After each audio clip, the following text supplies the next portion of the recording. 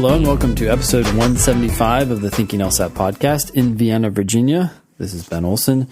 With me is Nathan Fox in Los Angeles. How's it going, Nathan? Great, man. How are you? We were delayed this morning. What happened? Yeah, I got pulled over. No. And the only reason it's interesting, at least to me, is that I got pulled over yesterday. So, for the same thing. Basically, yesterday I was driving on the freeway and I guess my inspection sticker had expired and I didn't realize that. It's expired long ago, back in September. And I just never took care of it. And somehow a police officer saw that and pulled me over. And I was like, what am I getting pulled over for? I don't always drive the speed limit, but I certainly was then. And he was nice about it. He said, oh, your inspection is expired. You need to get that taken care of. And then today I was driving around and a police officer pulled me over and said, hey, your inspection is expired. And I was just kind of surprised, I guess, that, I don't know, all of a sudden everybody's noticing.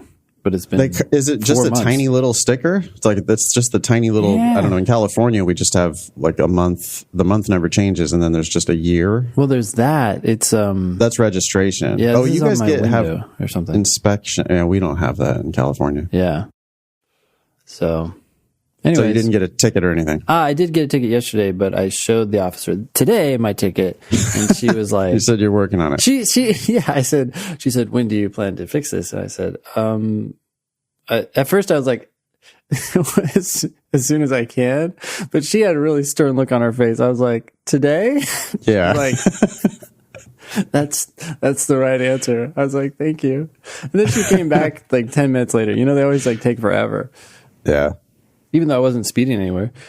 And she's like, you know, I'm gonna let you off the hook today with a warning because you got a ticket yesterday. I was like, thank you.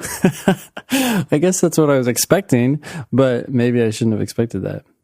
Yeah, they could probably just keep lighting you up for tickets as long as you keep it on the road. Yeah, I don't know. Without your inspection sticker. I mean, it's silly because I'm sure you have a decent car. It's not like you're driving around some piece of shit that really needs to be checked out, right? It's probably the LSAT license plate.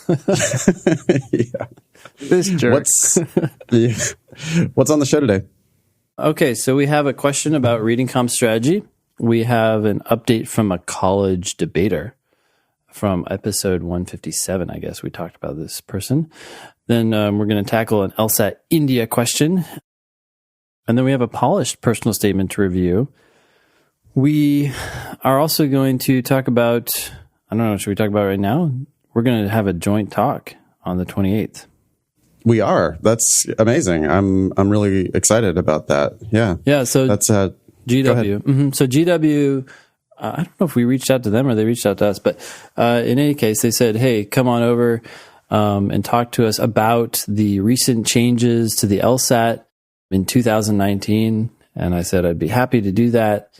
And so they are offering an event for their students. And then they said, hey, feel free to invite anyone. So we ended up inviting students from Georgetown and other schools in the area.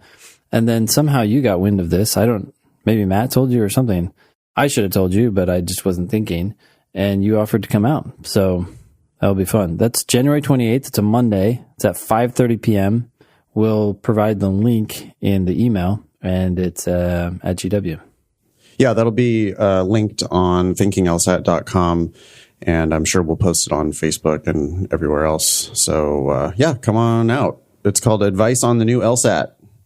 Yep. Changes to the LSAT in 2019. We didn't write that title, did we? We did not, but there, or maybe we did. I hope. I don't know. I don't remember writing that. Yeah, the LSAT's not changing, but I guess the times you take it and the digital LSAT, those are changing. Oh, that's I was just saying I wouldn't have written advice on the new LSAT changes to the LSAT. I don't know.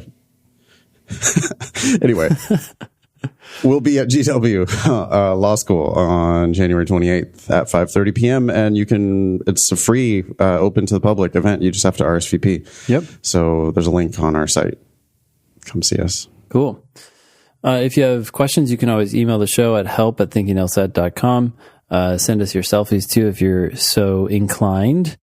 If you have not joined the Facebook group or our Facebook group, please do so. We have, 1,221 members as of this airing. And that seems to keep growing every week, right? I feel like it is. It's growing every week. Just take the advice that you find there with a grain of salt. We're not endorsing all of the advice that we see there, because there definitely are people in the group who don't seem to listen to the show, or at least not take the show's advice. So just be a little careful when you read advice on our Facebook group. Yeah. You can always tweet us at Thinking LSAT, and Nathan at nfox, and me at Olson Benjamin. We both provide live and online classes in our respective states. I'm at strategyprep.com and Nathan is at foxlsat.com. My classes are in DC. Nathan is in LA and San Francisco. We both do one-on-one tutoring on Skype with people all around the world. What's the furthest country you've ever tutored someone in, Nathan? Korea. Okay. I've people in Europe and people in Korea. So I guess I don't know if I've, like, the farthest would have to be, you'd have to get to like Australia or something. Oh, I don't know if I've ever tutored anybody in Australia. Ooh, I kind of feel like I have, but it seems like I'd remember that more, or at least maybe I had an online student from Australia. But yeah, I had a student in Russia too. That was fun. So, wow, amazing. Yeah, people all over the world taking the LSAT for whatever reason. We also have our joint project, which is the LSAT Demon. We did a lot of work on it yesterday. The shit also hit the fan. And everyone started emailing us and saying, wait a sec, my study history is saying things that are crazy and wonky, but I think we got that resolved this morning. And we also rolled out the beta version of taking timed sections on the Demon online, on your phone, anywhere, anytime. So try it out. Let us know what you think, and we'll keep improving it. Yeah. Want to read these Demon updates? Sure. Edwin writes, the Demon has been incredible! I have not had this much fun studying for the LSAT. Well, for a second there, I thought he was going to say he had not had this much fun ever or something like that. I was like, that's disturbing. But anyways, have not had this much fun studying for the LSAT. That's great news. As odd as that may sound, this program is exactly what I need to hunker down and focus on prepping for the exam. Thanks, Edwin. Yeah. You know, it's funny. We've been developing it for several months now, almost a year, I guess, if you go back before we launched it. And it still feels like we're trying to make it better and better. And there are little glitches here and there. And people will kindly write in and tell us what needs to be improved. But at the same time, we get these kinds of emails, and it's encouraging that it's working for people, even if it has these chinks or whatever, you know. Yeah, problems. the people who love it. Can I read this next one? Yeah, go ahead. And this is from a student in my class here in Los Angeles. We've been, Ben and I have both been giving the Demon as a bonus for people who are in our live classes. And so this is a live student who says, hey, Nathan, just wanted to shoot you and Ben a huge thank you for both making in general and making available the LSAT Demon to the class. I fucking love it. I'm going to fanboy for a moment about stuff I know you already know, but it's warranted. It's a superb interface, intuitively responsive, loaded with easy to access teaching and explanations, readily available progress tracking, and more. You name it, it's got it, while still being simple and streamlined. For someone trying to be discreet about LSAT studying due to my current employer not knowing my future lawyerly goals, now I can study on my breaks effectively without trying to hide the very awesome but very large Logical Reasoning Encyclopedia. Thank you. Thank you for making another great product that actually preps people effectively, and on top of that is reasonably priced. My best, Matt. Thanks so much, Matt. I love the stealth mode aspect of that he's just studying at work on his phone. That's fantastic. Yeah, that is. Now it's even easier. Yeah. Okay, cool. Yeah, so that's that. Thanks, everybody, for your support and your patience as we continue to add new features. It creates new problems, but we are also able to solve them when you reach out to us and let us know what's going on, at least in your account. And it's exciting. It's fun to see people make progress. Yeah, I guess as long as we're on that the development front, Ben, you're doing all the software stuff. I'm doing new explanations. So we're starting to get a pretty steady stream of requests for new explanations. Yeah. And I haven't been recording video explanations. I've been really trying to write responses to all of those, which takes quite a bit more time. Mm-hmm. Yeah. But we got the feedback that people wanted a mix of videos and written explanations. And so I've been writing those, and AJ's been editing them and then posting them to the daemon. So if you run across a question that's bothering you and you want an explanation, just use I don't even know what it is, a button or it says help. Ask. So ask. Okay. The daemon favors questions that have explanations already. But if that explanation doesn't answer your particular question, you can just click the ask button and that will go to me and Nathan. Right now, Nathan is dutifully taking the charge on that as me and AJ try to swim in the development pond. Yeah. And I'm happy to do it. I mean, it's been nice to have the writing prompts. Each one of those, if somebody says, hey, can you just explain this question, or can you do a new explanation for this question? Mm-hmm. I just take it as, okay, here's a little writing assignment, and I'm happily writing new explanations, trying to make them clear, but also amusing at the same time, so that you're not bored and want to kill yourself while you're studying for the LSAT. So anyways, it's getting better every day. Yeah. Cool. Well, this next thing, I just asked Sarah to add this to the agenda because that book that I was telling you about last week, Unfuck Yourself, I think that's what it's called. One of the chapters is titled, You Are Not Your Thoughts, You Are Your Actions. And I don't remember everything that he said in that chapter, but I remember kind of the feeling of walking away from listening to that chapter. And it's like, he said something like, we think like 50,000 thoughts a day or something. And a lot of times what you decide to do is based on how you feel in the moment. And he went through a bunch of examples of people who were just like, they probably felt like shit, but what they felt or thought was different from what they decided to do. And that's all that really matters at the end of the day.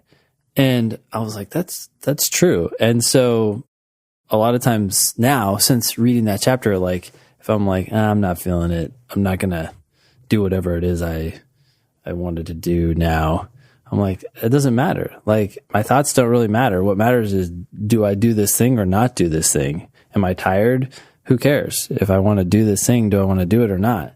And so, anyways, I just thought I'd share that thought. I feel like sometimes people, take forever to get started on their studying. And it's like, don't think about studying, just do it or do something else.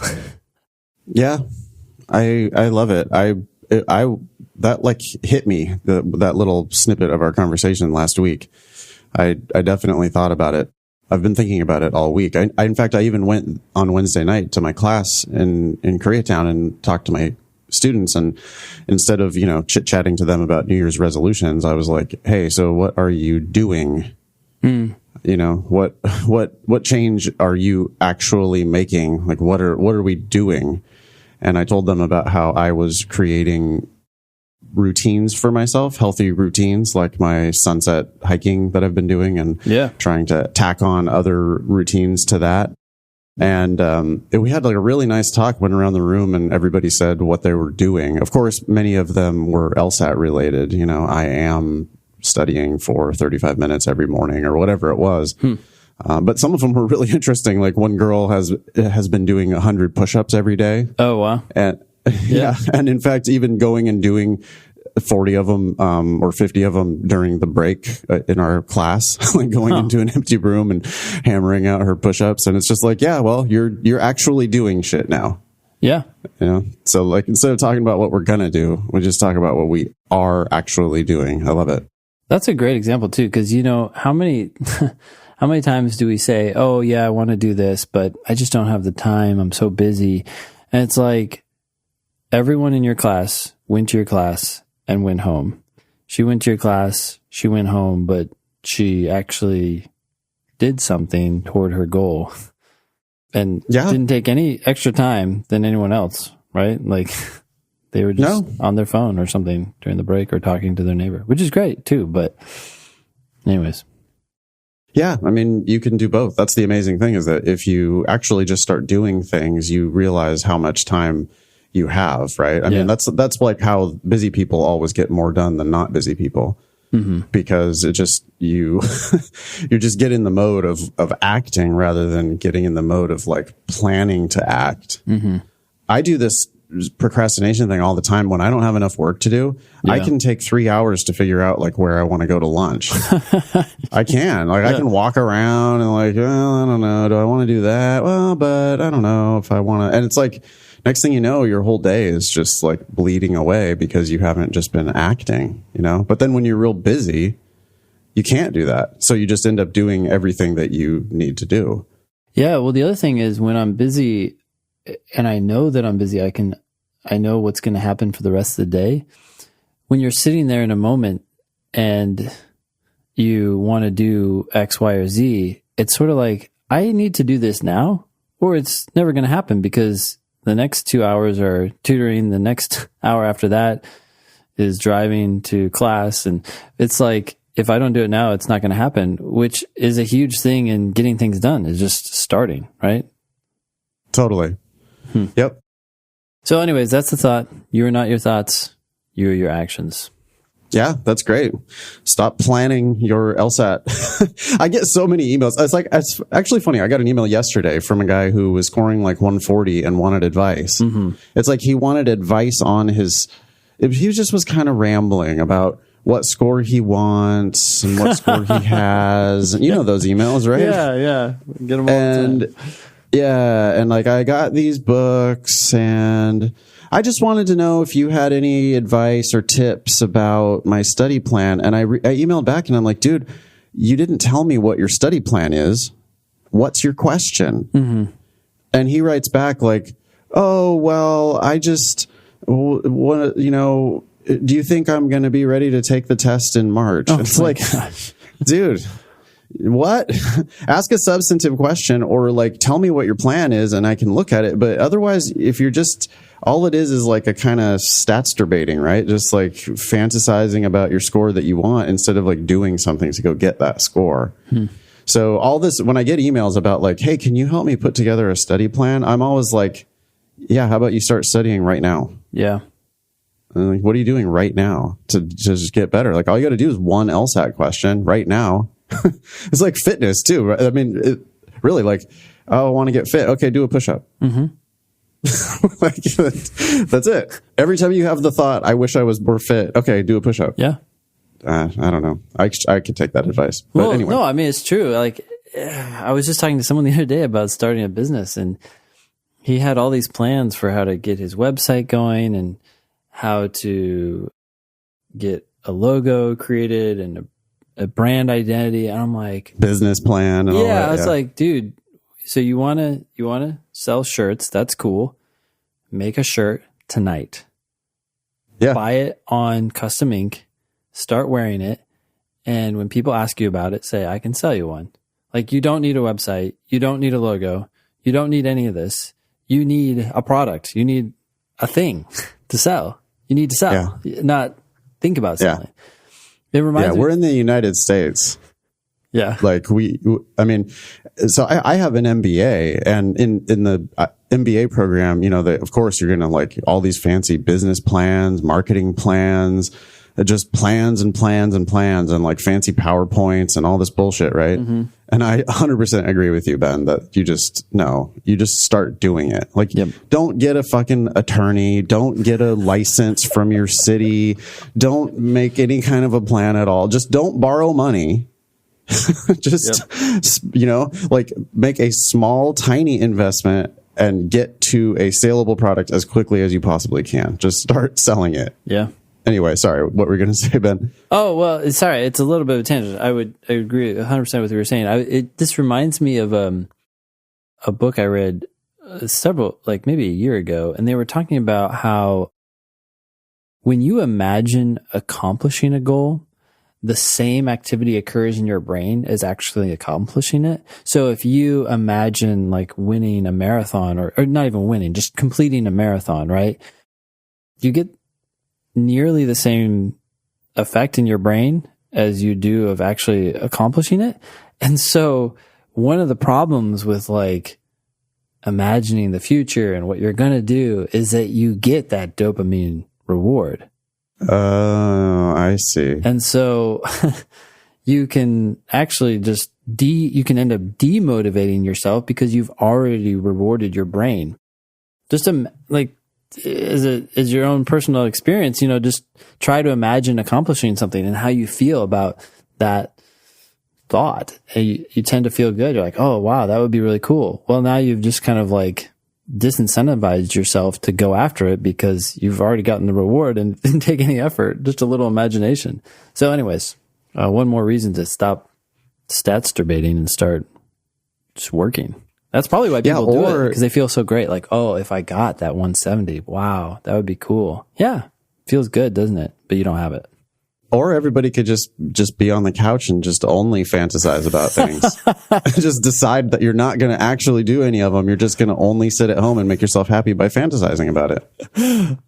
I imagine that has some like longer term consequences that eventually you like face reality, right? Maybe your mind's like, okay, we're done. Well, it just makes me think of my dad. My dad, he's sort of like aggressively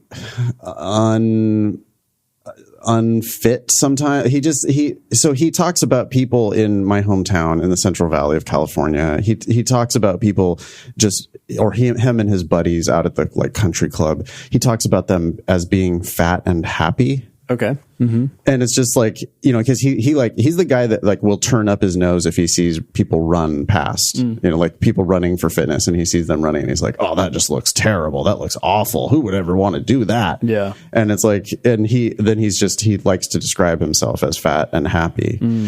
If you are in fact fat and happy, I mean, okay, great. Like that's great. Happiness. That's great. Yep. But then I question whether you really are, especially when you start to have like health problems related to your lack of activity, physical activity. And when you mock other people about it, there's a little underlying message there that maybe you're jealous.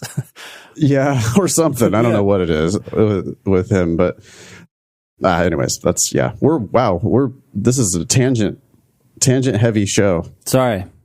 Maybe that's the name of the show. Pure tangents. Yeah. Hey, one more announcement. Sure. You want to go to Las Vegas, Ben? Oh, yeah. I forgot about that. Jeez. Yes. Hell yeah. Vegas. Okay. So what's going to happen? Yeah, what are the dates on that? March 15th. The Ides of March 15th, 2019. We're going to be in Vegas teaching your favorite live Thinking LSAT class, weekend class. So Saturday and Sunday from like 10 to 5 or something like that, plus socializing on Friday night and stuff like that. Yeah, it's 2 full days of instruction when we do those joint classes, and 10 to 5 is about as much as people can really stomach. I mean, it's easy for us. Like, we could go longer, but the students seem like they're kind of starting to flag around 4 o'clock each day. Yeah. I have to turn down the heat in the room to make sure that people are staying awake, you know, after lunch. But we hang out at lunch too, and we do social events usually on Friday and or Saturday night. So, go to thinkinglsat.com, sign up for that class. We're giving a discount, Ben? Yes. So it's $395 for the class, but if you are an active subscriber of the LSAT Demon at lsatdemon.com, or you're in one of our live classes or online classes, we will give you $100 off so that it's only $295. Book your hotel rooms now. I think that's right before March Madness starts, so it might be it's a good idea to just take a look at your hotel rooms. We're not exactly sure where we're going to be teaching the class yet, but we will have that information for you very shortly, probably next week. Yes. Great. Are we going to have an early registration discount? I don't know. Should we? I think we should. Okay, let's do it. Yeah.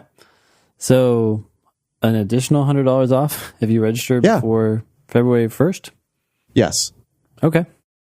Yes. So $100 off if you register before February 1st. That's in addition to the $100 off if you're already an active Demon subscriber or in one of our live or online classes. Yeah. Boy, we're just giving it away, Ben. We just want to go to Vegas.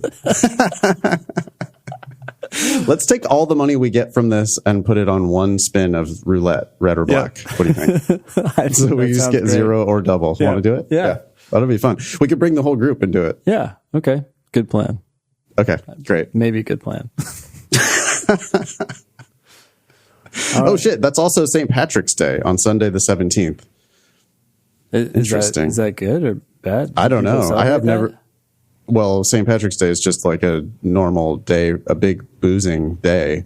And I imagine that people are really boozing it in Vegas on St. Patrick's Day. Okay. But we will not be doing that. Not in class anyway. Nope. Maybe after class. Cool. Cool. All right. Want to get to the content? Yeah, let's do it. You want to take Let's this do it. email from Lemonhead? Sure. It says, "Hi, Ben and Nathan. I've been struggling with some questions in reading comp and was hoping you could help me out. In particular, I'm having a really tough time with, quote, the passage was written primarily in order to answer which one of the following questions stems, especially on the comparative passages." Let me read that one more time. The passage was written primarily in order to answer which one of the following questions. I already have some thoughts, but let me just finish this email. Okay. When I read the answer choices, I feel like I can make a case for 2 or 3 of them. Yeah, I knew that. I knew it. And I have a hard time focusing in on the right one. I'll try them again on blind review, and sometimes I get them right, but often I still get them wrong. What should I be focusing on when attacking these questions? I'm trying to connect with the passage. Maybe I'm connecting with the wrong parts? Thanks for the podcast. You guys have seriously helped me up my LSAT game. Lemonhead. Did you ever eat Lemonheads when you were a kid, Ben? I'm sure that I did at some point. Yeah, I seem to remember. They're kind of sour, right? On the outside? They are. Mm-hmm. They're sour. They're good. Yeah. I like those. Yeah. They used to be 10 cents a box at the dime store in my 10 cents hometown. for a box? Well, the tiny box, the small box. Okay. They were 10 cents, and there was grape ones that were called Alexander the Grape. Oh yeah, I remember that. There were cherry ones that were called Cherry Clan, and in retrospect, they were like super racist because the cherry was like Chinese looking and it was or whatever Asian looking, and it was called Cherry Clan. That's not very nice. I don't think they probably had to get rid of those. And I'm trying to think if there was another one. Maybe there was like a cinnamon one, but I don't like cinnamon candy, so I would only get the lemon heads mostly, and sometimes the grape and cherry ones. Okay. Mm-hmm. That's a candy update from 1984. Tangent number 12. So here's what I'm thinking about this reading comp question. The passage was written primarily in order to answer which one of the following questions. That's really a main point question. That is a main point question. Yeah. So what I'm thinking on a main point question is, you got to predict the answer. Mm-hmm. You cannot be looking at the answer choices hoping that one or more, that's the problem, is that one or more of the answer choices are going to seem good. Because here Lemonhead is saying, when I read the answer choices, I feel like I can make a case for 2 or 3 of them. But that's not your job. You're not supposed to be arguing for answer choices. You're not supposed to be helping answer choices. You're supposed to be looking for reasons why answer choices are wrong. Yeah. Because 4 out of 5 answer choices are wrong. When you read A, there's an 80% chance that A is wrong. And so you should be looking for why is A wrong. And if you can't disprove A, then A might be the answer.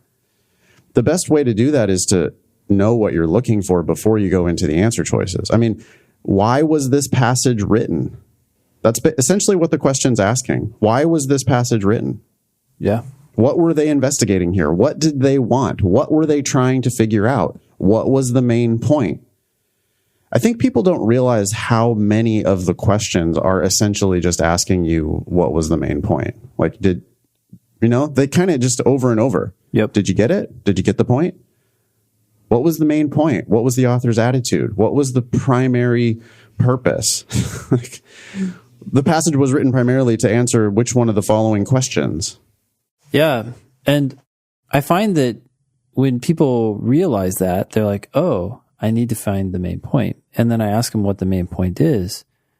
It's universal, at least for people who are starting out. They say these exact words. They say, the passage was about whatever. And it's like, okay, you just answered a different question. You answered the question, what is the topic? What is the topic of the passage? The topic could be tigers, but I need to know what the main point is. In other words, if you sat down across from the author of this passage and you said, look, I'm sorry, I don't have time to read this. Will you tell me the bottom line? They're not going to say, well, it was about spiders in Africa. That's not the bottom line. It's useless. You're like, okay, what do I need to know about spiders in Africa?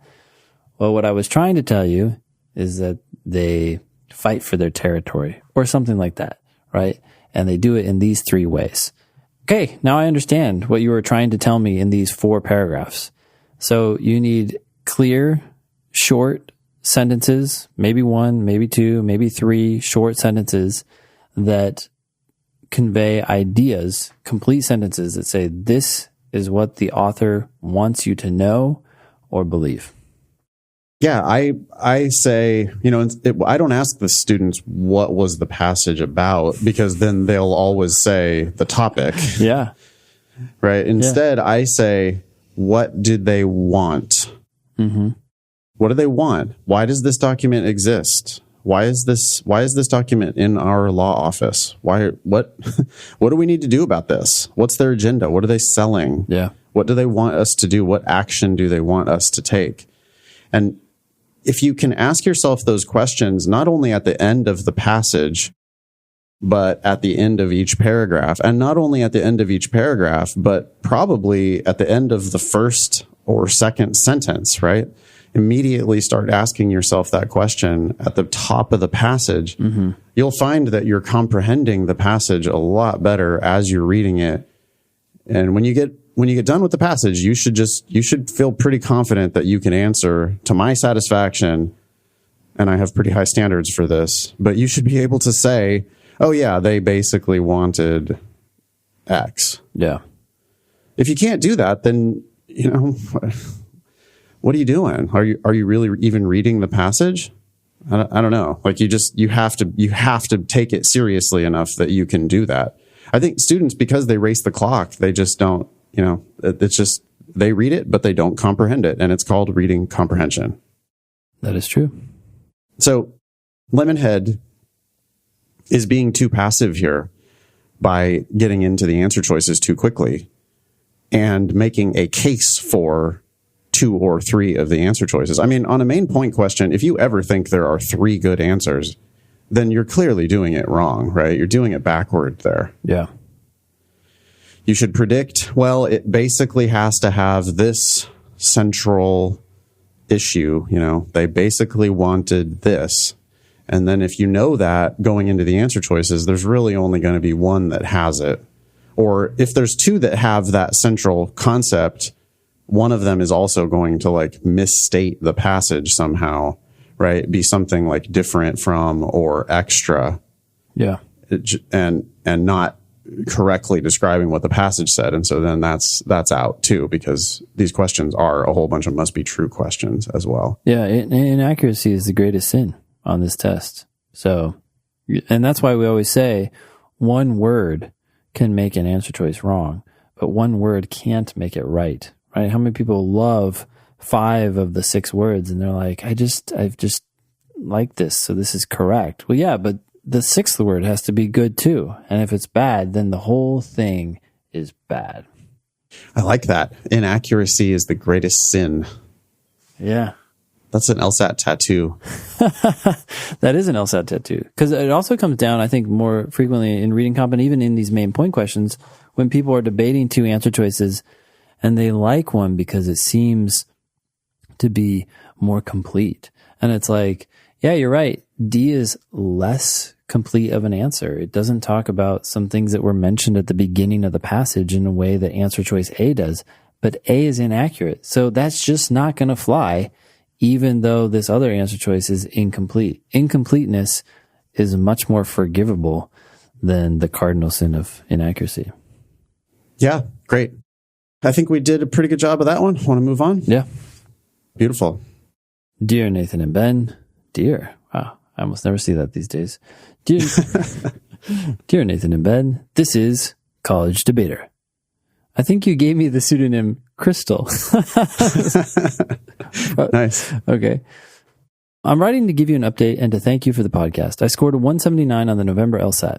Against your advice, I decided not to go on the debate trip to England and instead spend my time decompressing at home before the LSAT. I don't believe the choice had a significant impact on my score. I tend to overthink a lot when it comes to important events like the LSAT. I wanted to thank you, the both of you, for the help that your podcast provided me throughout this process. I decided not to take any full practice tests the week of my LSAT. I maintained my LSAT readiness by taking timed sections and using the LSAT Daemon, which is an extremely useful resource that everyone should add to their LSAT prep regimen. Well, thank you, College Debater. That's great to hear. On the day of the test, your advice to take a breath and look around before starting every section calmed my nerves and helped me focus. It also showed that you were in command. It at least sent that message to your subconscious, I think. I love that. Yeah. Yep. Send yourself the message that you're just the boss of the test by not starting when the proctor says go. You just don't go. You look around the room, take a breath, and go, yep, okay, I got this. That's true. That's awesome. Yeah. College Debater continues. I plan on applying to Harvard's JDP program in the spring when my application is complete, as I confirmed that the application process is not rolling. Wait, JDP, what do you know what that is? I don't know what that is. Nope. Okay. To clarify, I'm not currently a student at Harvard, but instead a student at a different university planning to apply to the program. They recently opened their program to junior students attending any accredited college or university. I'll be sure to keep the personal statement advice mentioned on the podcast in mind when I work on my application. All the best, College Debater. Period. P.S. I might try to start working for an LSAT tutoring program. Any advice or recommendations? I'm split on whether to work for a big company or do private tutoring on my own on my college campus. Before we get into that, what is the Junior Deferral Program? As an undergraduate student thinking about what comes after graduation, you may find yourself ready to apply to law school and also excited to explore other professional, educational, or service opportunities.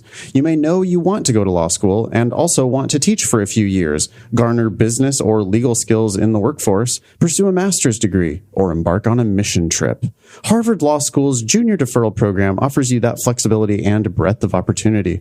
Apply to Harvard Law School when you are a college junior, or the international equivalent, scheduled to complete coursework and graduate in spring 2020, and, if admitted, commit to defer that offer of admission for a minimum of 2 years after completing your undergraduate degree. You may use the deferral period to explore your broad interests before returning to the classroom. I don't understand the financial incentive here. They're just trying to lock people in, I guess, get them committed early on. It sounds like, yeah, I think so. Okay, interesting. They're just going to poach people with really great LSAT scores and really great undergraduate grades. Yep. And they're going to say, hey, you don't even need to bother applying to all these other law schools. You can just apply here as a junior in college, and we'll let you know if you're in. You just have to push it off a while. They want certainty in their class, for like the long term. So, or, they're just starting to fill seats for 2 and 3 and 5 years down the road. Mm-hmm. So that's smart. I don't know. Yeah. Why don't more schools do that? Yeah. I don't know. I want to see how many students. I bet it's difficult to get into because it's difficult to get into Harvard Law School. Yeah. But anyway, that's the Harvard JDP program. And I remember that when they used to have it just for Harvard undergrads, but I guess now they're letting anybody do it. What do you think about College Debater working as an LSAT tutor? I think it depends on how long you plan to do it, College Debater. If you want quick cash, go to a big company, work, and then get out.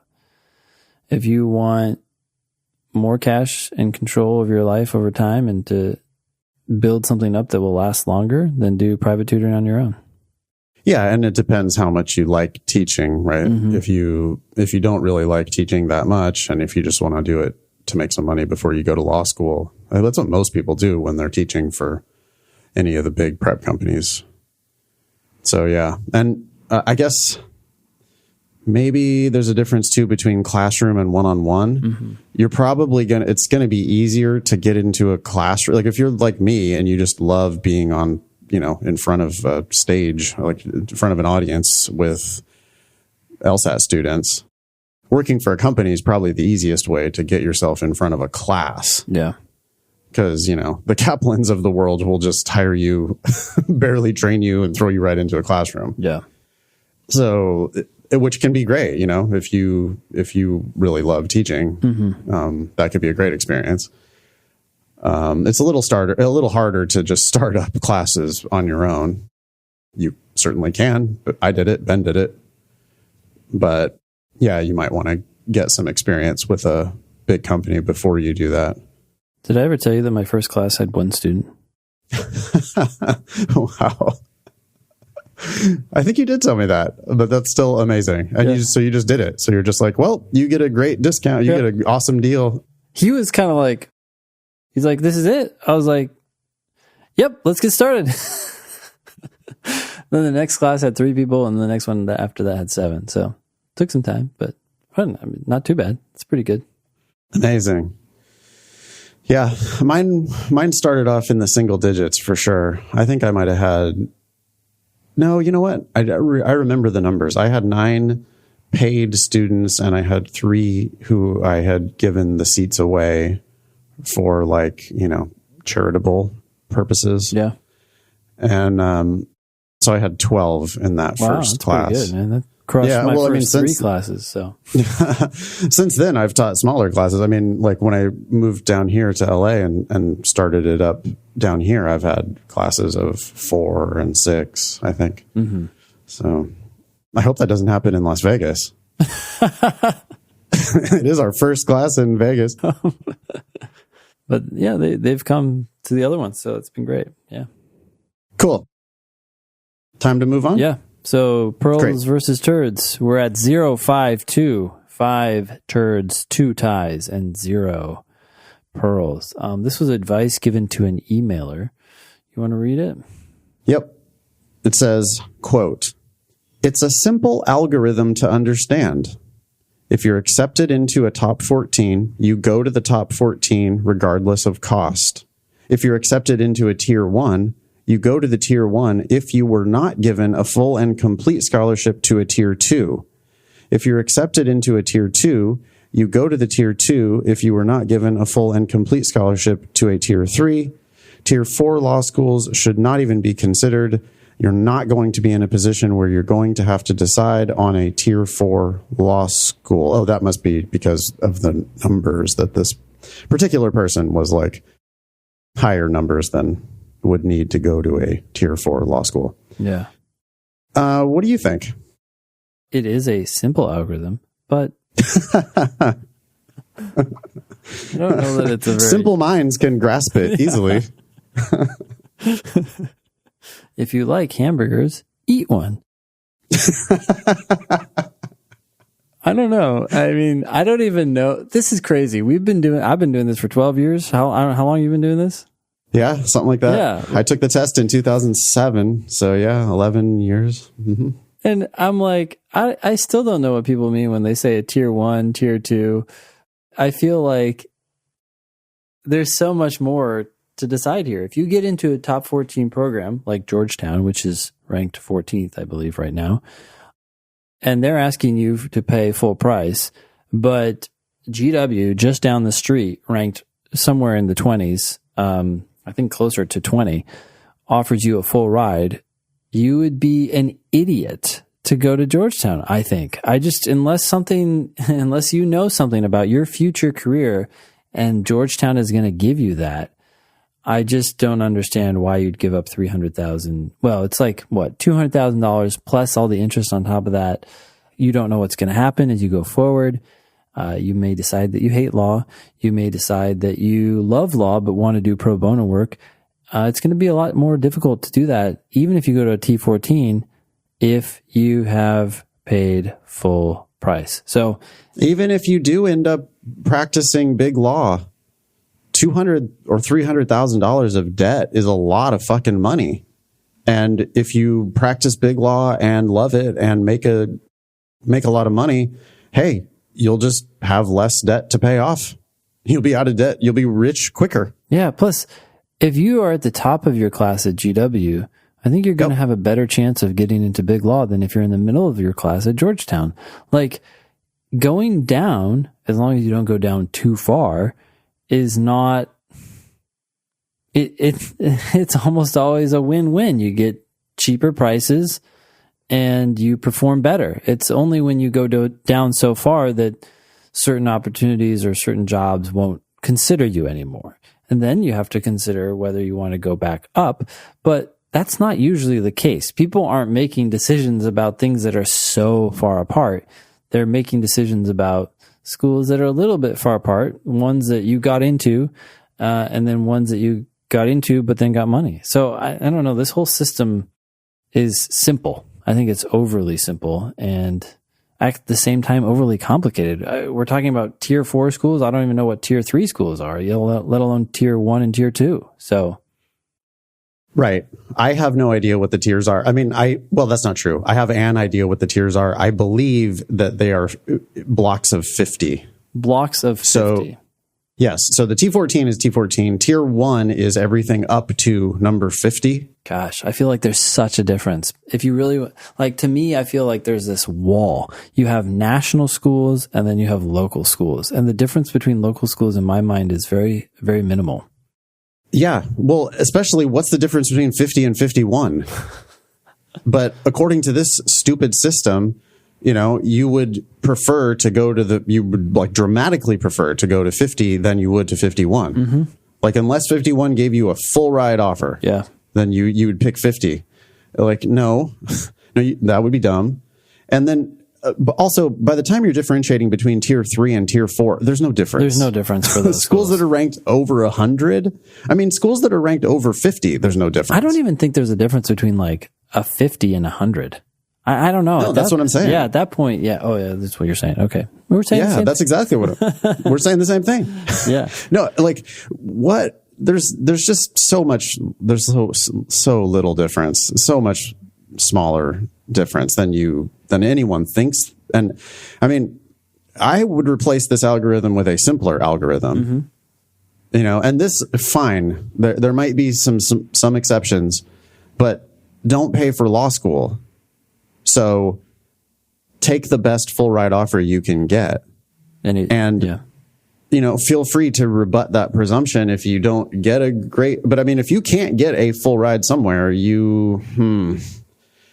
I'm skeptical of your chances in law. Yeah. And everyone can. If you apply to the right schools, everyone can. And when it comes down to like, oh, I got into some school in the top 14, but I just can't imagine. You would be so stupid to go to Berkeley if you also got a scholarship to UCLA. Yeah. That would be so dumb. UCLA is ranked like 15 or 16 or something like that. They're not in the top 14. Oh my God. Yeah.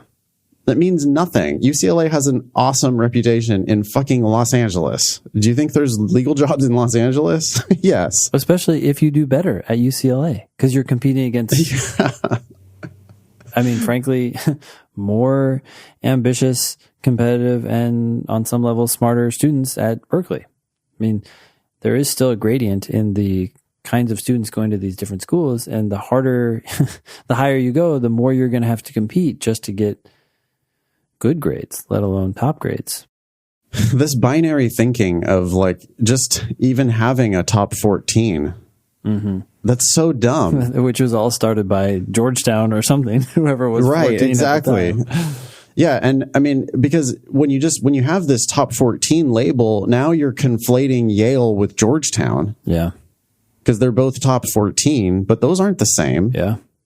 I could see someone paying for Yale because they want to be a Supreme Court clerk or something. I mean, look, if you've got the money, fine, you've got the money. You can rebut the presumption. But yeah, this is too simple.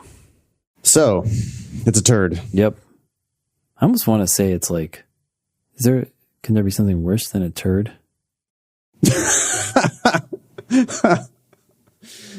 I don't know. It's a particularly smelly one. It is smelly. We're down to 06 and 2. Please, everyone out there, please, I'm begging you to apply broadly and just really consider taking a full ride scholarship somewhere. The tuitions are out of control and it's just not a good deal. I mean, let me give you a couple of real life examples. Okay. I got a text message yesterday from a former student of mine, and he was all excited because he got into Syracuse. Yeah. Okay. I have no idea what Syracuse is ranked. I don't think Syracuse is one of the top law schools, even in New York. But I said, nice scholarship. And he said, yeah, I got the dean's scholarship of $13,000. After that, I'll be in debt. LOL. Yeah. And I quickly looked at the 509 reports. Here's the deal at Syracuse. 97% of Syracuse students get scholarships. Yeah. And the median scholarship at Syracuse is $24,000. Mm-hmm. So this guy essentially squeaked into Syracuse. Yeah. He's barely in at Syracuse. He's going to be paying so much money. I mean, just like outrageous amounts. He's going to be paying $40,000 a year tuition. Yeah. With his $13,000 scholarship. And he's just like, oh, after that, I'll be in debt. LOL. And I'm like, listen, you're paying more for your JD because you're not as well qualified as the other people that you're going to be competing with every day at law school. Yeah. Be fucking realistic. And, it's like, I'm not trying to crush people's dreams. I'm just trying to protect people from making real bad financial decisions. Yeah. I said, I said, so you're paying, he said, I've thought long and hard about it and I've decided to go through with it. I said, so you're paying for your colleagues' educations. I would turn down that offer if I were you. Yeah. And he says, yeah, but at this point, I don't care about whether or not I'll be paying for other people's education. I believe it will be beneficial for me in the long run. Believe. Yeah, that's what we went on and I was just really trying to get him to think about it. Just please, I'm begging you to think about it a little bit more deeply, because that's just sounds like wishful thinking to me. Yeah. You're drinking the Kool-Aid that these fucking law schools are selling, and they're trying to, convince you how transformative this experience is going to be and whatever. And I'm not saying it's impossible. I'm just saying the risk is way too high. Yeah. I said, he said he applied to 12 law schools, but I think he just applied to schools that were like all kind of reachy. Yeah. Because he didn't get any full rides, he said. Yeah. And it's like, well, you need a better LSAT score. You need to apply more broadly. 12 schools apparently was not enough. You didn't apply to the right range of schools. Maybe there was problems with your personal statement. I don't know. But if you just please God, don't pay $40,000 a year to go to a school like Syracuse. Yeah. If you're going to do that, you should always be able to find a slightly lower ranked school that will give you a full ride. And the tiers have nothing to do with it. It's just some school somewhere should be willing to give you a full ride. One more just update from a student. This is sort of the opposite of that. From a 3L, okay? Former student of mine who's a 3L. Yeah. Who used my the podcast and then also books, and she did my online class. She had a 3.15 GPA from a not great state school, but she scored 170 on the LSAT. She got into all 18 schools she applied to. She got a total of $1.25 million in scholarship offers to choose from. Yeah. And then she ended up going to UNC School of Law, which I have no idea what they're ranked, and I don't care. But the reason why I'm saying this is she said, I have thrived there. Okay, so she worked her ass off. She got a great LSAT score. She took a full ride to a regional law school, UNC School of Law, and then she kicked ass there. Yeah. And that's a huge success story. The squeaking into a slightly more prestigious school and then really struggling there. Ugh. It's just not a good plan, people. I agree. Sometimes people think that I'm elitist when I'm saying that, but I'm just not. I'm just saying for people who, listen, I was a first generation college student. I was paying for law school with my own money. It was not a good decision for me to borrow money for a JD that it ended up. I mean, I thought I wanted to be a lawyer. Like so many applicants, I had no idea what lawyers actually do. Mm-hmm. But I thought I wanted to be a lawyer, but I hated law school. It just didn't work out for me. And I saw other colleagues of mine fail out of law for a million other reasons. Yeah. And the risk is just too high to justify $40,000, $50,000 a year tuition. That's not elitism. That's just trying to help young people not like completely hamstring themselves financially for the rest of their lives. All right. Should I stop yelling about that? No, not yet, actually. Sorry, I got to finish the game I'm playing. I'm just kidding. No, it's all very good. Okay, so this is a turd about these tiers. We don't ever talk about tiers. Tier privileges are revoked. Yeah. All right, should I tackle this LSAT India?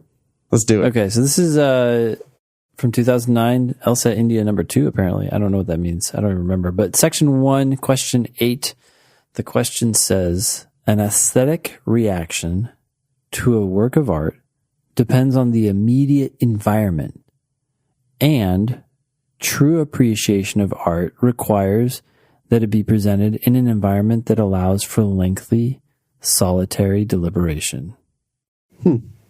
Okay, so we got 2 claims here. They're kind of related to each other. Your reaction to a work of art depends on your environment, the environment right around the piece of art. And true appreciation of art requires that it be presented in an environment that allows for lengthy, solitary deliberation.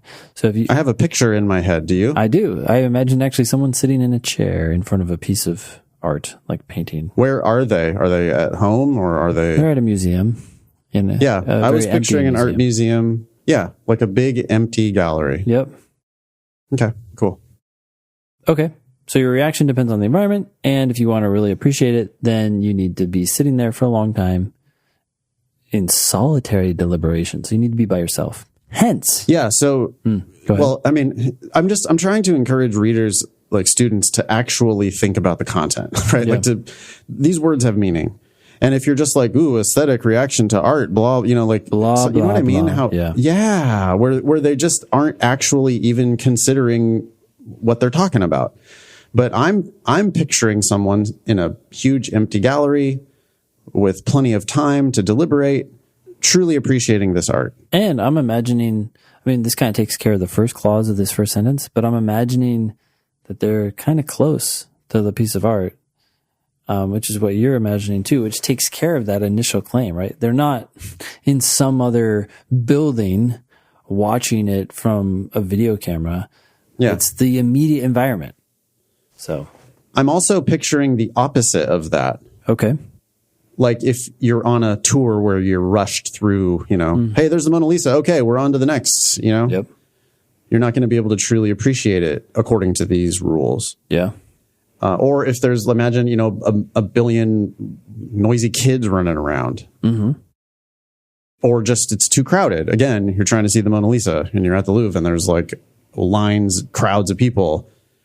You know, that's according to these rules, that's not going to allow you to truly appreciate this piece of art. Yeah. Okay. There's particularly 3 rules, right? You have to have time, lengthy. You have to be by yourself, solitary. And 3, deliberation. You have to think about it. Yep. Hence, okay, we're about to see a conclusion. It is unfortunate that art museums have recently invented the notion of the art show event, for which historically important, rarely seen works are collected into a show that is then heavily advertised and brings in huge crowds.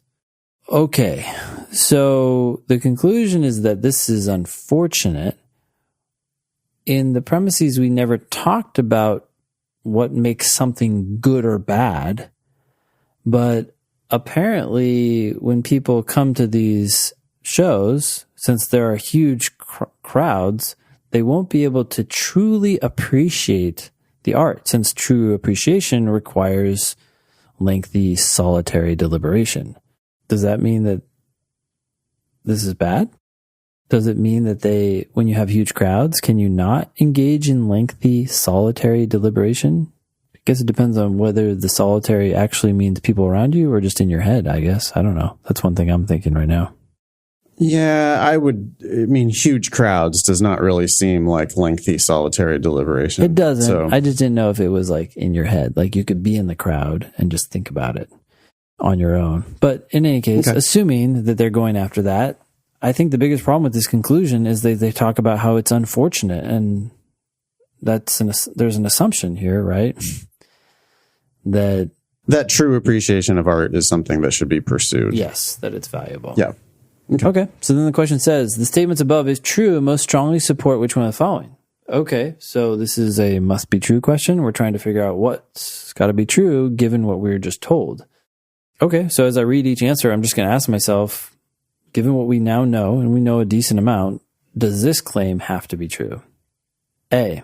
Can I make a prediction? Sure. Go for it. Huge crowds do not allow for lengthy solitary deliberation.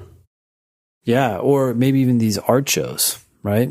Art show events do not allow for true appreciation because they lead to the huge crowds, which then prevents you from being solitary, which then prevents you from being truly appreciative of what you're doing. Yep. Okay.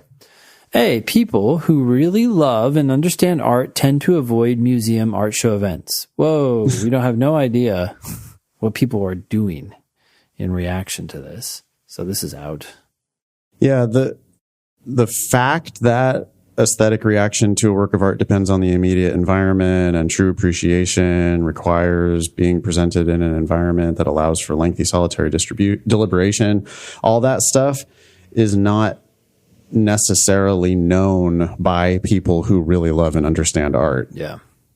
Right? You can't just put the facts that we know, you can't put those facts into anyone else's head. And that's what you would have to do to pick A. Yep.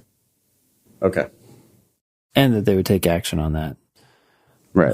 B, the more time one spends and the fewer people that are around, the more one will like a work of art. Okay, this has got a lot of problems. They never talked about this continuum, right? That the more time you have, the more alone you can be, the more you're going to like it. It just said true appreciation requires these things. Yeah. There's no, it's like binary. Yeah. Exactly. A necessary condition. Right. Yep. Mm-hmm. So B is also, out. It wasn't about liking work of art. No. It was about truly appreciating, which you might be able to appreciate something that you dislike. Sure. Okay. C, most of the people who go to museum art show events do not know how to appreciate art and fail to realize what they are missing. Again, we can't get into their heads. They never talked about that. Yeah, for all we know, everybody who goes to these art show events could be like, oh, boy, bummer. There's so many people here. Yep. It'd be so much better if we could have solitary deliberation. They might know. We don't know if they know. Yeah. Okay. D, art museum directors. Oh, great. I can already start to vomit. Yeah. They never talked about directors, so this is going to be wrong. Yep. Art directors are forced to put on art show events in order to raise money. Okay. Those were for people really thinking outside the box. Oh, well then why would they do these? Oh, they're trying to make money. I know it must be true. Yeah, it's a must be true question. We need to pick an answer that is conservatively founded in the facts that we were given. And this is not at all founded in the facts we were given. Probably true in real life. Yeah. Or very likely true in real life. But it's just not what the passage was about. It says the statements above, if true, most strongly support which one of the following. So which one? It's a reading comprehension question, essentially. Which one of these did it say? Yep. It did not say that. So we've eliminated every answer choice up to this point confidently. Yep. It better be E or we miss something big. E, museum art show events do not facilitate proper appreciation of art. No, they do not. Because of the big crowds, they prevent people from appreciating it. The answer is E, for sure. Yeah, we have to accept the conclusion of the argument because it says the statements above, if true. Yeah.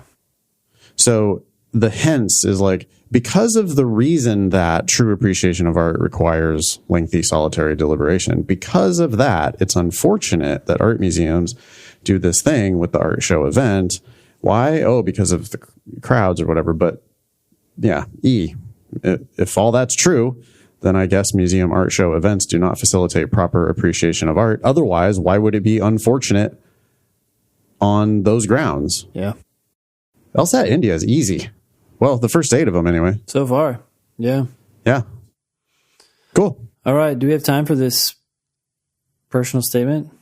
I have time if you have time. Yeah. Yeah.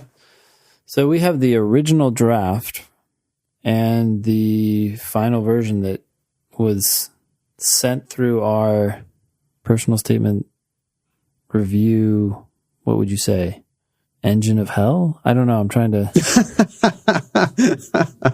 I imagine it can be kind of painful for people because it's not just doing it for you. I mean, we're also teaching you to write. Well, we really are, because we can't do this for you, right? It's like, I want this to be better. You're not doing it better, but you have to do it better. So redo that sentence, add these facts, tell us more about that. It just goes back and forth for so long, which is why. And yeah, we will polish your writing for sure, but we're going to do it by proposing changes, and then you have to accept or reject those changes. And the idea is we're hoping that you're going to actually look at the edits we're making and take some learning on your writing. Yeah. By doing that. So I remember, boy, this one, we went back and forth so many times with Sam. Yeah. How should we do this? I don't know. We could read like maybe the first couple paragraphs of the original. Sure. And then switch to the final. Yeah. Does that sound right? I think we want to give the original the best chance at being successful, but if it's not going anywhere, we can just stop. I don't remember this. It's been a while. All right. So Sam says, this is the original draft that Sam came up with, or sent us, I think, before we started working with him. When I took a job working for the Indiana Democratic Party as a field organizer, after graduating, I knew it would be difficult, but something told me it would be more like an episode of Veep or House of Cards, fast-paced, adventurous, and filled with fun that made the hard work worth it. 4 months into the job, 6 counties, and 3 field offices later, I couldn't have been further from the reality of what this job entails. I didn't go to law school to be a social justice warrior. After graduating because Donald Trump made me upset, I recognized that the work that needed to be done wasn't sitting in a classroom. It is driving 20,000 miles in 4 months, making hundreds of calls a day, and organizing for Democratic candidates in one of the most conservative parts of the country. Do we want to talk about any of that? Or just keep reading? Well, I mean, I'll just point out a couple of things that are wrong with it. Yeah. It's got 2 semicolons in the first paragraph. The first of those semicolons is used incorrectly because the second half of the sentence is not a standalone sentence. Yes. So if you're using semicolons and you're using them incorrectly, you're just like, lawyers are going to catch that. Law school admissions people are going to catch that immediately. Half of these sentences are broken, actually. So the first sentence is really long, like run on basically with the incorrect semicolon. And then the second sentence, 4 months into the job, 6 counties and 3 field offices later, I couldn't have been further from the reality of what this job entails. That's not a, what?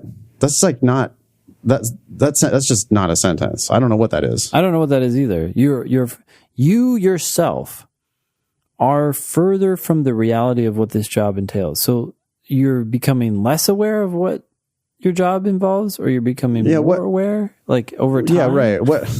What he means to say, of course, is I realized that I didn't know what I was getting myself into. Yep. It didn't look like what I thought it was going to be, but he's just saying it so poorly. I mean, he's got a lot of facts in here, which is nice, but he's just got really poor sentence structure. Yeah. I think what he's trying to say is he's actually closer to reality, right? 4 months later, I am closer to the reality of what this job entails, and it sucks. Yeah. And what he means is I was far from the reality before I started the job because I thought it was going to be like Veep or House of Cards. Yeah.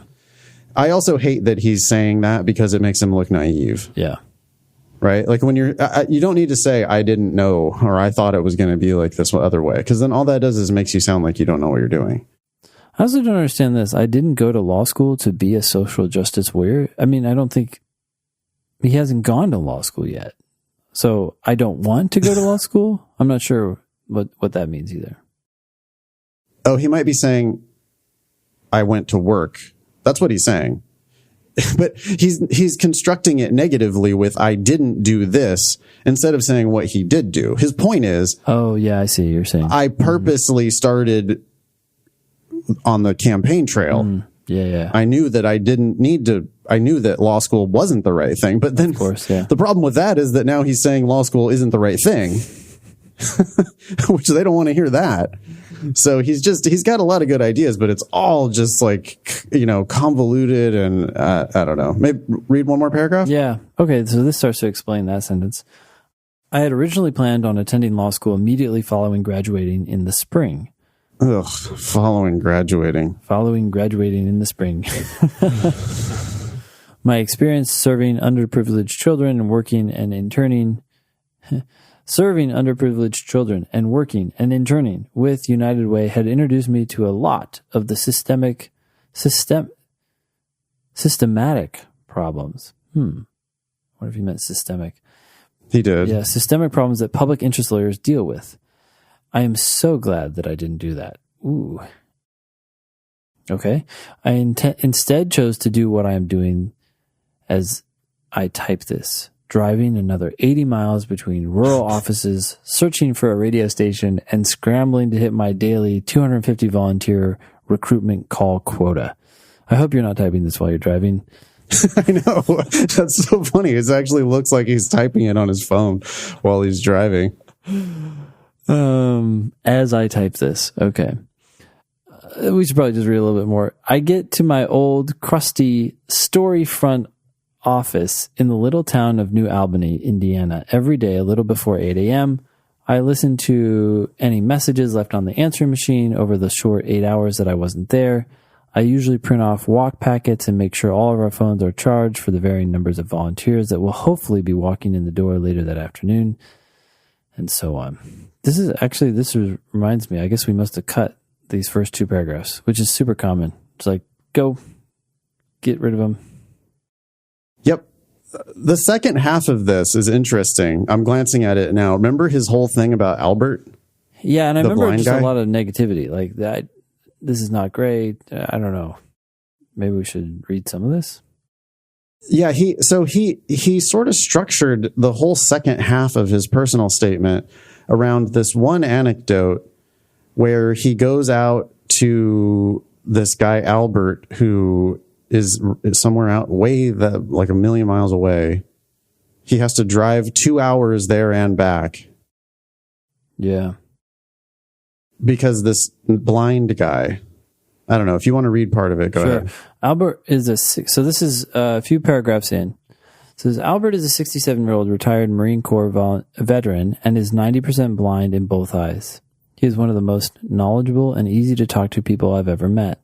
He told me how he signed up to volunteer online, spoken to people on the phone, donated money, and no one has ever driven out to his home to actually give him something to do. By the way, this is focusing on Albert rather than on our hero, Sam. He figured out a way to blow up the call list onto his screen, and he dictated around 2 hours. Dedicated. Sorry, I was thinking blind. He dedicated around 2 hours of his day to make a handful of phone calls. I drove out to his house every week or so, picked up his old list, and dropped off a new one. Each time leaving feeling more and more encouraged. Okay. For Albert, I gave him a task that, while simple, made him feel like he was a part of something bigger. He did one word. Apart. Yeah. He didn't make very many calls. It was difficult on his eyes, but for him, it was worth it. Similarly, for me, the drive to his house was long. The calls that he did make didn't necessarily lighten my workload or count towards my organizer goals. Albert didn't take me out of work or out of the field. I don't know. Just because I missed my call goal on those days and I had to be late for some type of county meeting and gas didn't get cheaper, Albert reminded me what is so essential in order for this job, or really any job, to succeed for that matter. People. Yeah, that's a terrible sentence. It's really way too long, way too many of these comma clauses. Yeah. And then it's just like the ultimate sentiment of it. It's sweet, but it's like he's missing his goals. Yeah. Because he's driving out to go meet Albert, which again, it's sweet, but you're missing your goals though. Yeah, it doesn't sound good. No. Sounds like no, it does not. You're misallocating your time and resources. This is the closing paragraph. So your most important sentence is your first sentence. Your second most important sentence is your last sentence. And your last paragraph is pretty damn important too. And this is what we read. Field organizing for Democrats in one of the reddest states in the country has taught me patience, communication, determination, and every other skill that most people attain from any real challenge. It's telling because it's just listing all of these, like attributes. And then it's also saying, but I could have learned that from anything, any real challenge, any challenge. I could have got that. Most people learn those things. But it's also every other skill that most people obtain. Yeah. And every other skill. That's overselling. Wow. So we have telling and overselling. What I didn't expect it to teach me was something I thought I already understood as well as one can. Semicolon. People and our collective and individual successes are all that matters. It's cliche. So this is not uncommon. A lot of people make these mistakes, and that's what we're trying to help you. So help you avoid. This is the final version. I'm sure it still has things that could change or be better, but this is what we all worked on and came up with, and we feel like it's worlds apart from the original. I'll take it. Do you want to read it? Yep. I routinely arrive at my old storefront office in the little town of New Albany, Indiana, just before 8 a.m. The red blinking light on the answering machine greets me. The inbox has already filled with messages since I left the office at midnight. I make sure all the cell phones are charged and that all the walk packets are printed for the volunteers who will hopefully arrive later in the afternoon. I then call the county leaders and volunteer captains to plan the day, to pack up supplies, and to hit the road by noon to drive to my next county.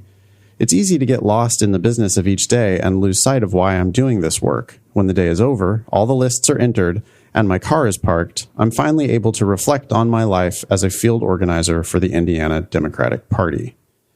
When I took this job, I sensed that it would be a challenging and fast-paced adventure. In 5 months, I've organized 6 counties, established 3 field offices, driven over 25,000 miles, made thousands of calls, and campaigned for Democratic candidates in one of the most conservative parts of the country, southeastern Indiana. New Albany is a small southern river town that straddles the banks of the Ohio River. Clark County to the east is densely populated, large, and, like many other cities in the Ohio River Valley, suffering from a declining manufacturing economy. I train and empower local leaders with the tools necessary to grow and organize their volunteer base. Clark County is essential in the 9th Congressional District because of its diverse population and number of unregistered voters.